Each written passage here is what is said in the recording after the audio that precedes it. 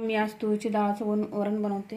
हे बघा, ही डाळ शिजवली, त्याच्यात हळद आणि आता मी वरतून कोथिंबीर टाकली, डाळ शिजवून घेतली। आणि इकडे बघा टमाटा, 2 मिरच्या, कोथिंबीर थोडी आणि 3-4 लसणाच्या पाकळ्या त्या बारीक करून घेतल्या आणि कढीपत्ता।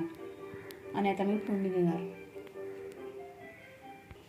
बघा, मी आता जिरे टाकणार आहे, जिरं तडतड देणार आहे आणि लगेच मी जिरं आणि मोहरी टाकलं आणि आता हे जिरं टाकणार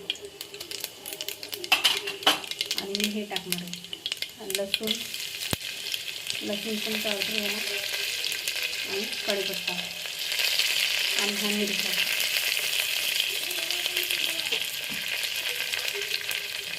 बघा, थोडं लाल होत आलं आहे आणि मी आता हे टाकते टमाटे त्याच्यात आणि कोथिंबीर पण टाकते आणि आता मी डाळ टाकणार। बघा, आता मी याला फोडणी देणार।